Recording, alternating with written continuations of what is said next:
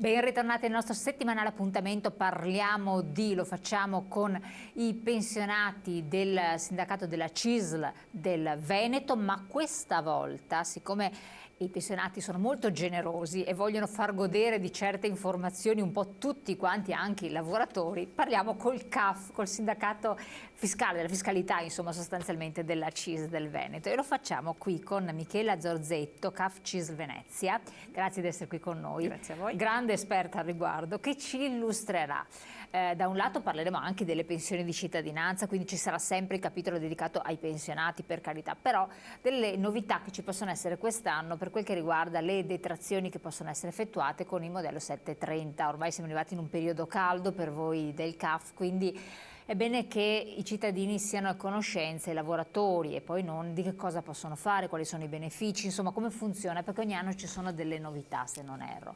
Quindi diamo un po' i termini in generale, da quando è bene prenotarsi, chi non lo fa e dove, fino a quando, e quindi vi distinguiamo un po' le cose, poi entriamo nello specifico. Certo, allora maggio è da sempre il periodo caldo per la dichiarazione dei redditi. Quest'anno dal punto di vista climatico non lo è stato, ma dal punto di vista delle scadenze fiscali rimane il mese clou, anche se il modello 730, che è il modello consigliato per i pensionati e per i lavoratori dipendenti, perché chi va a rimborso, perché ha delle detrazioni che poi vedremo, lo recupera nella pensione del mese di agosto o nella busta paga del mese di luglio.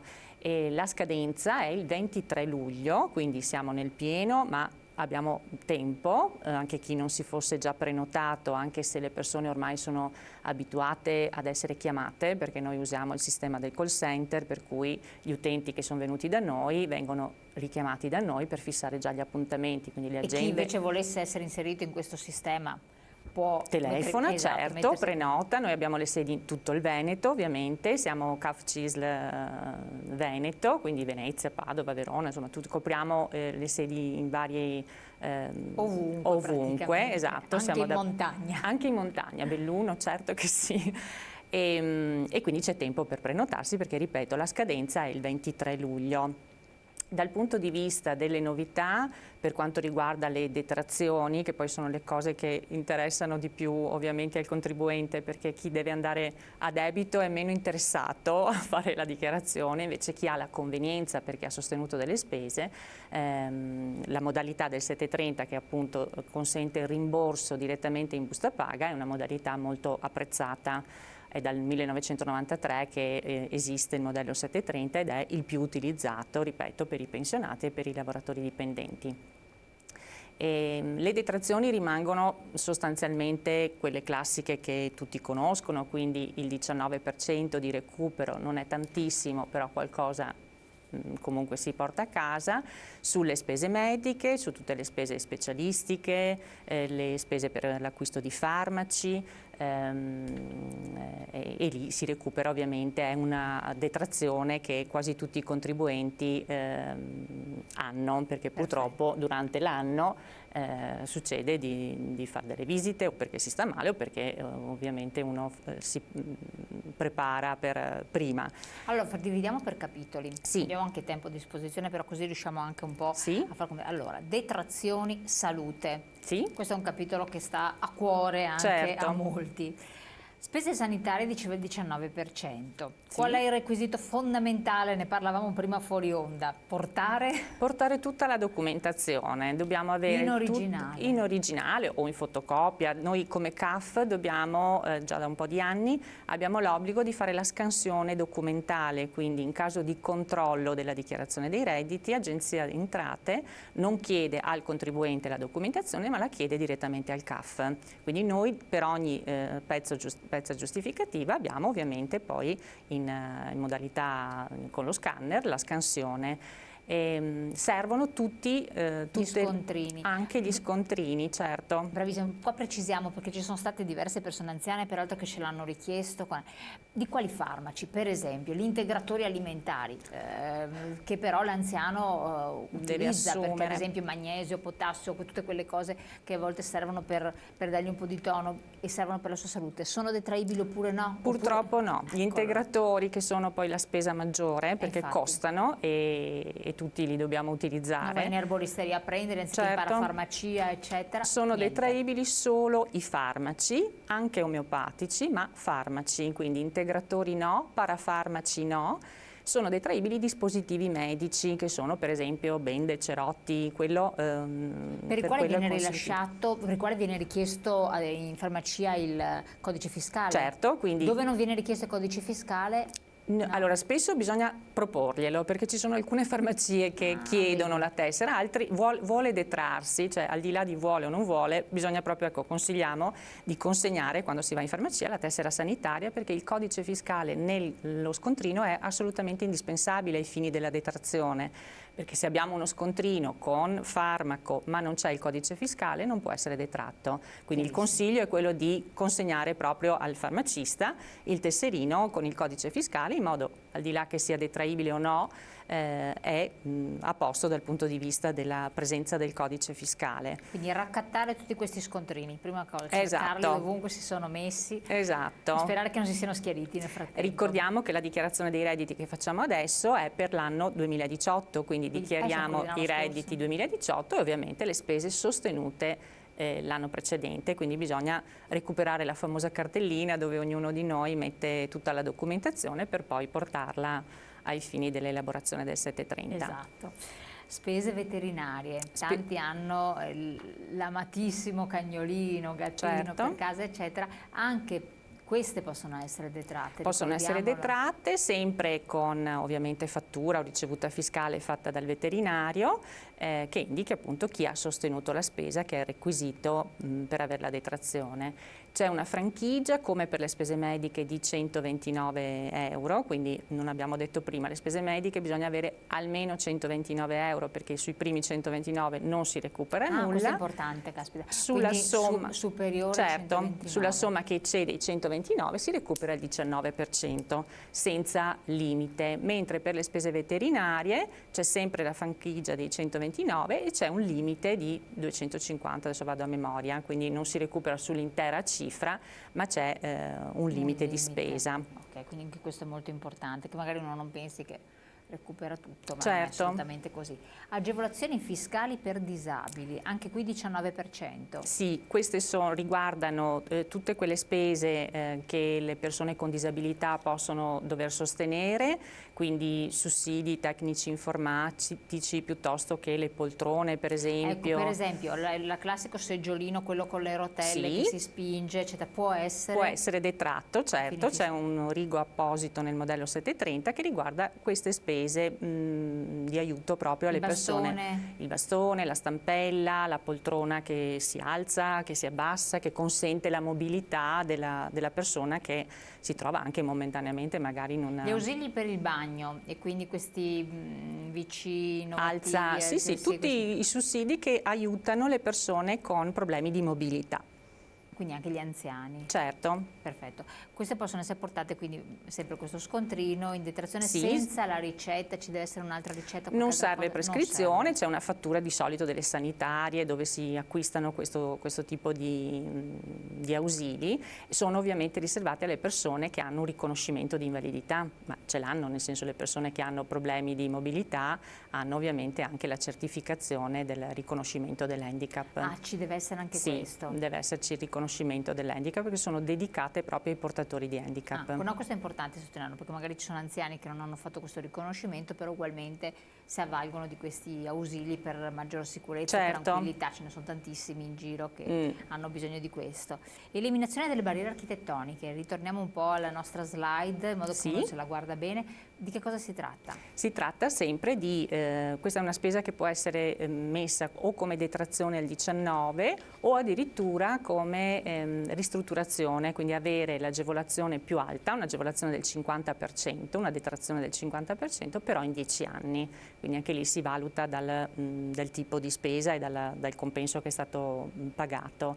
Possono essere il servoscale, può essere l'adattamento per l'ascensore, perché magari nell'abitazione ci sono le scale, ma la persona portatrice di handicap non riesce a farle. Sono proprio tutte spese dedicate all'eliminazione delle barriere architettoniche. Perfetto. Qui ricordiamo che ci può essere più del 19, si può arrivare anche... Si può arrivare al 50% in 10 anni, perché rientra nelle spese di ristrutturazione che poi vediamo, insomma. Domandona che c'è già stata posta anche in altre situazioni, non abbiamo mai risposto, a questo punto gliela giro la patata bollente a lei, sì? Ma se l'anziano dopo 5 anni non c'è più? Allora, le spese di ristrutturazione vengono portate in detrazione, si continua quindi con la rata che spetta l'anno successivo, dall'erede che detiene materialmente la casa dove sono state installate, per esempio, esatto, l'ascensore o quant'altro. Perfetto. Ultima cosa, assistenza personale, cioè? Queste sono le famose spese che l'anziano deve magari dover sostenere per l'assunzione di una badante. C'è un limite di 2.100 euro, si recupera il 19%. Su 2.000? Su 2.100, su un massimo di 2.100, costa molto di più una badante purtroppo in un anno, certo, quindi il fisco è attento alle persone che hanno questo tipo di problemi, non sufficientemente attento, nel senso che per una badante insomma, lo stipendio con i contributi è molto più di 2.100, però insomma il 19 di 2.100 viene riconosciuto come detrazione.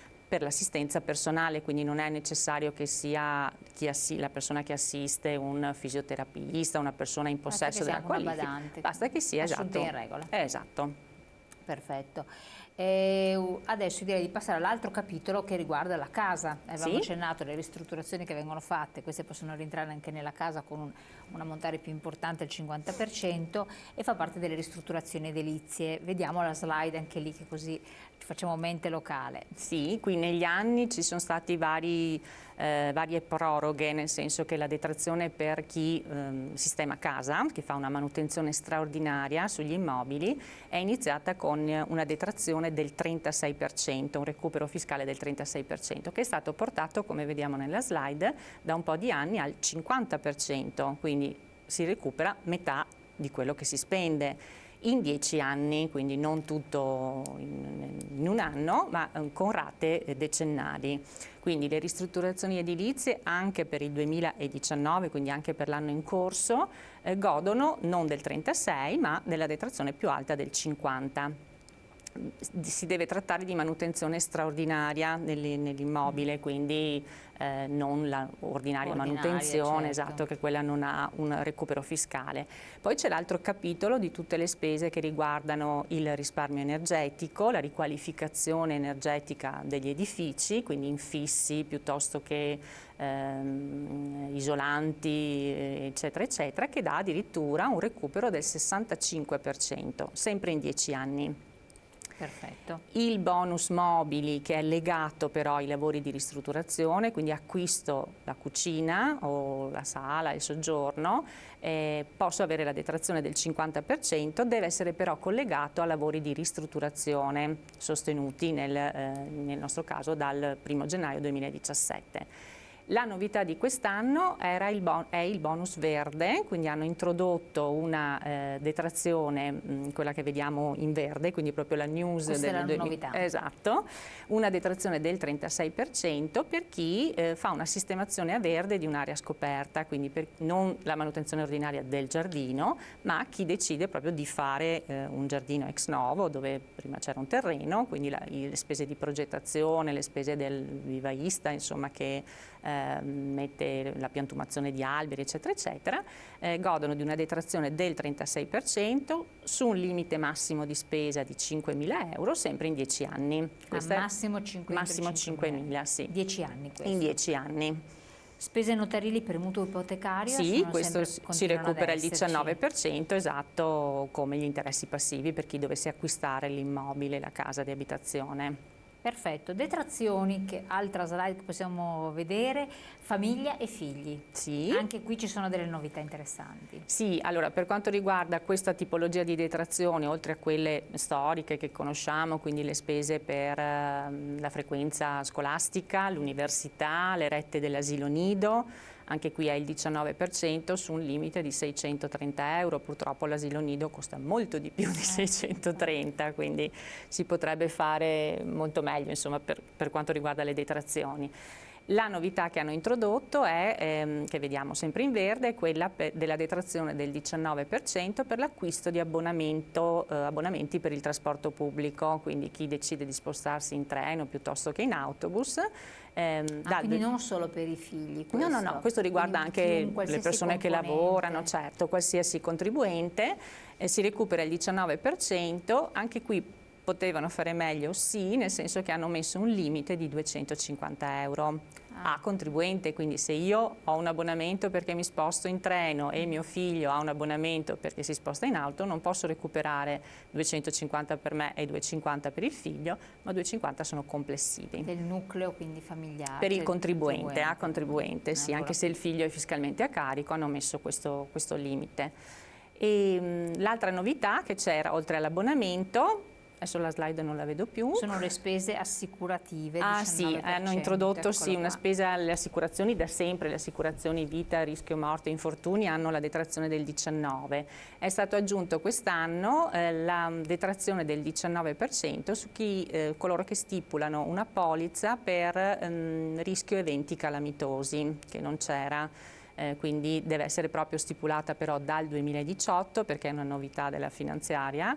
E deve avere come causale rischio per eventi calamitosi, quindi terremoti, alluvioni, questo tipo di polizza. Per eventi calamitosi, esatto. Non l'assicurazione sulla casa che magari non quella incendio classica che abbiamo sulla casa, ma un'assicurazione fatta ad hoc contro il rischio di eventi calamitosi.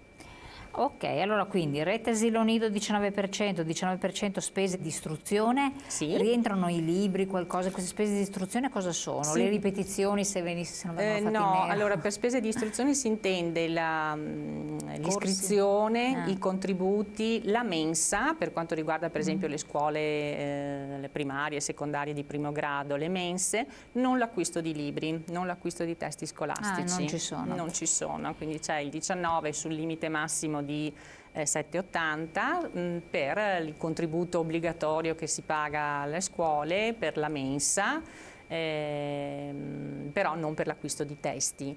L'altra parte grossa delle spese di istruzione riguarda le spese universitarie e lì anche non l'acquisto dei testi ma l'iscrizione all'università, il 19% sull'importo che viene pagato.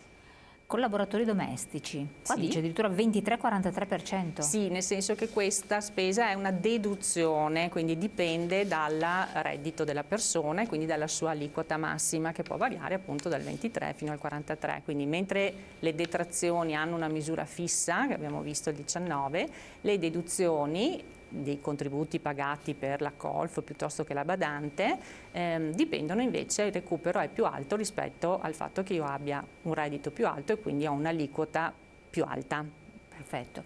E questo riguarda il reddito delle persone. Abbiamo poi l'altro, l'Imutasi, scadenza 16 giugno. 16 giugno. Prossimo proprio. È proprio imminente, esatto. Tra l'altro la scadenza è il 17 perché il 16 è di domenica mi pare quest'anno, quindi lo slittano al giorno successivo.